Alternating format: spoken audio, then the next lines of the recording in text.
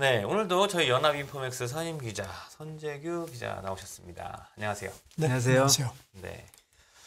자, 간밤에 이제 어제부터 계속 우크라이나와 러시아 전쟁 관련해서 중요해 보이는 소식들이 꽤 많이 나오는데요. 어저께는 이제 나오셔서 투표, 주민 투표 네. 강행하는 부분이 어떻게 보면 이제 전쟁이 끝나려고 하는 어떤 그런 움직임일 수도 있다라고 말씀을 해주셨는데, 또 이제 그 뒤에 러시아에서 동원령을 이제 한다는 얘기도 나왔고요.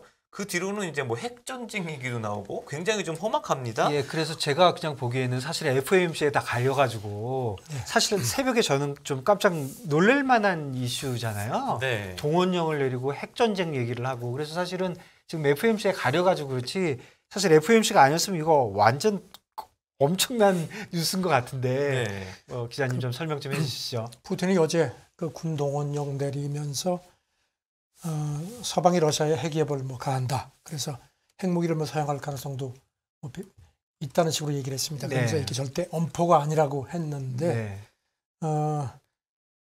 글쎄요.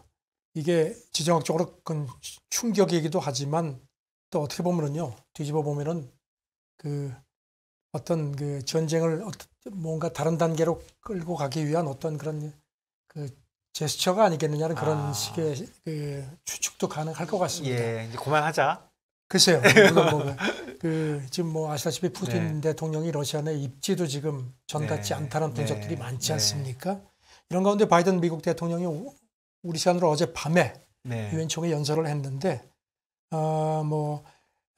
핵전쟁엔 승자가 없다. 결코 일어나서는 안 된다. 이렇게 얘기를 하면서 전쟁에 더 많은 군인을 동원하는데, 이거는 중대한 그다음에 이제 가짜 투표 얘기도 하고요.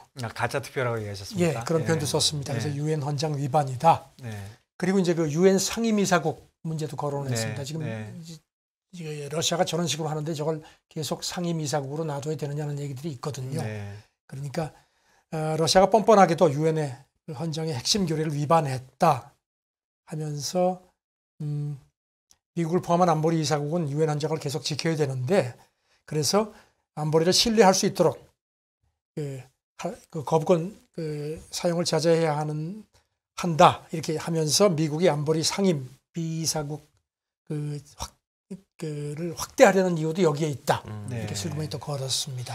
물론 푸틴이 동원령을 내리고 핵 얘기를 하고 하는 거는 조금 긴장을 고조시키는 거는 분명한데, 사실은 바이든 대통령의 용어도 상당히 도발적이라고 그럴까? 결코 약한 지금 표현이 아닌 것 같이 보입니다. 네, 뻔뻔스럽다는 얘기하고 해서 이제 그렇게 아주 강하게 얘기를 했습니다. 그리고 또 바이든 대통령이 또 이제 중국, 이란, 북한 문제도 얘기를 했습니다. 중국이 전에 없는 규모의 핵무기를 불투명한 방식으로 비축해서 걱정된다 했고요. 그다음에 이란에 대해서는 이란이 의무를 다하면은 핵 합의를 함께 복원할 준비가 돼 있다 하면서 우리 입장은 확실하다. 이란이 핵무기를 갖도록 절대로 놔두지 않겠다 했고요. 이것도 예상이 됐던 얘기고요. 북한에 대해서는 우리가 진지하고 이렇게 외교를 계속 하려는 노력을 하는데도 지속적으로 유엔 제재를 아주 노골적으로 위반한다 이렇게 얘기를 했습니다. 그러면서도 바이든 대통령이 말미에 세계에서 무슨 일이 일어나든지 모든 국가가 외교를 통해서 핵 비확산 체제를 강화하고 전념할 걸 촉구한다고 했습니다. 그런데 지금 이렇게 강하게 얘기를 했는데요. 지금 푸틴 러시아 쪽에서 조금 이렇게 좀 손보는 작업을 하는 것 같습니다. 아, 그렇습니까? 독일 DPA 통신이 오늘 새벽에 전했는데 푸틴 러시아 하원 의원이 BBC하고 회견을 하고요. 이제 푸틴 발언이 나오고 나서 그 이후에요? BBC 회견에서 푸틴 핵기업에 대해서 이게 어떻게 된 거냐 이렇게 물어보니까 러시아가 핵 공격 위협을 받을 때만 오직 사용한다. 우리는 절대로 선제 타격을 하지 않는다. 그러니까 받았다는 겁니까? 그러니까 지금 받고 있다. 그럴 경우에만 이제 반응을 보인다. 위협하지 않으면 우리는 하지 않는다.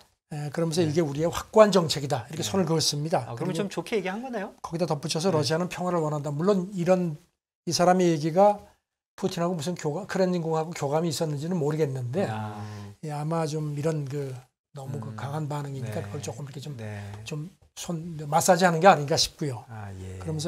그러면서도 핵무기가 러시아의 안전을 보장하는 것은 틀림없다 이런 얘기를 했습니다. 네, 참 이게 핵무기, 참 핵이라는 단어 저희가 입에 담기도 굉장히 그럼요. 예, 예. 거북스럽고 이게 세계 모든 분들이 보시기에 굉장히 참 불편한 이런 단어인데요. 근데 이런 와중에도 또 이제 우주에서는 이제 사실 지구상에서는 미국과 러시아가 이렇게 굉장히 서로 이제 물어뜯고 있지만 우주에서는 또 우주 정거장 안에서 우주인들끼리는 또 협력하는 이런 분위기가 이어지고 있다고요? 글쎄, 이게 뭐 이거하고 시점적으로 맞아서 그런 건지 뭐 네. 우주 로켓 발사가 무슨 뭐 하루 아침에 되는 건 아닌데요. 네.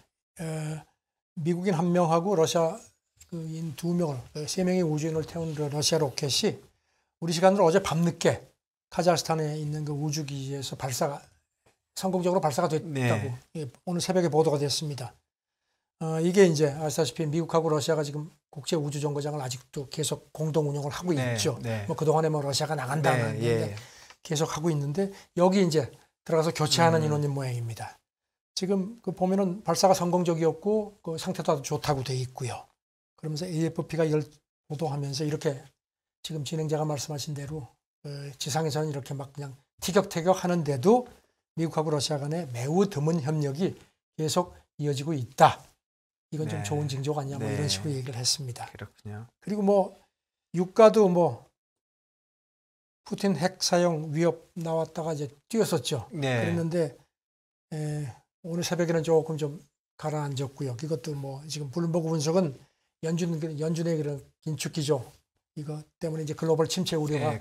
계속되고 그래서 이게 푸틴 위협을 상쇄하면서 이제 네. 석유 수요가 좀 줄어들 것 같아서 올라갔다가 내려간다. 그래서 네. 이제 이런 그 푸틴의 그 이런 이제 뭐 공갈이라면 공갈 이게 그렇게 시장이 뭐 그렇게 뭐 저거 네. 그렇군요. 조용하게 있던 개가 물지 뭐 이렇게 시끄럽게 한다는 거는 역으로 예. 좀 뭐 뭔가 좀 이렇게 여지를 주는 거 아니냐 뭐 이런 관측도 있는 것 예. 같습니다. 그래도 어제 그 시장을 움직인 거 보면 네. 그 푸틴이 그런 얘기한 다음에 그 외환 시장 쪽이 제일 먼저 움직여가지고 외환 시장은 사실 110 못 넘고 있다가 그때 탁 넘고 그렇죠. 네. 유지를 하고 있는데 그게 이제 FOMC 때문에 그런 건지 이것 때문에 뭐 그런 건지는 잘 모르겠지만 어쨌든 영향은 뭐 좀 있었다. 이렇게 아예 없던 건 아닌 것 같아요. 조금 사람들이 겁을 내게 만들긴 네. 이제 했어요. 크렘린궁에서 조금 좀 전략적으로 좀 자기들이 이 효과를 좀 높이려고 했으면은 네. FOMC 발표 나고 나서 그 다음쯤 했으면 더 뭐 낫지 않을까 싶은 좀 우스갯소리지만 말이죠. 그렇네요. 예, 예. 근데 또 FOMC 조금 눈치 묻혔습니다. 보면서 또 발표하면은 푸틴이 이제 뭔가 이게 좀 폼이 안 글쎄, 나니까요. 네. 뭐 예. 예. 근데 어쨌든 뭐 예. 이런 얘기가 자꾸 나오는 건 진짜 너무 불편하네요. 네, 예. 불편합니다. 예. 네, 빨리 그렇습니다. 끝나야 될 네, 전쟁이고요. 그럼요. 네. 예, 여러 사람들한테 굉장히 많은 예. 피해와 예. 걱정을 끼치고 있습니다. 예. 자, 근데 이제 아까도 잠깐 말씀하셨지만 이 지금 유엔 회의하고 이러면서 그 안보리가 사실 그동안도 얘기가 많이 나왔지 않습니까? 유엔과 유엔 안보리가 어떤 이런 중차대한 이벤트가 있을 때 제 역할을 못한다, 기능을 전혀 못하고 있다 이런 비판들이 굉장히 많았거든요. 그 이제 안보리 개혁론에 대해서도 이제 유엔 총회에서 얘기가 좀 나오는 것 같은데요. 사실 2004년부터 독일하고 일본이 인도, 브라질하고 이른바 자기들끼리 G4라 그래가지고 안보리 개혁, 이제 안보리 확대하자. 네. 뭐 상임이사국 이런 식으로 계속 놔둘 거냐 해가지고 이제 그런 움직임을 계속 보여왔는데 올해 이제 우크라이나 전쟁 터지고 뭐 이런 상황이 이제 푸틴이 막 이런 식으로 나오니까 이제 네. 목소리가 좀 커지는 것 같습니다. 어제 그 유엔 총회 일반 토의에서 그 숄츠 독일 총리하고 기시다 네. 일본 총리가 연설을 각자 했는데 역시 우리가 들어가면 훨씬 더 잘할 수 있다. 뭐 이런 식의 얘기를 했습니다. 네. 안보리 상임이사국 네. 이건 안 된다.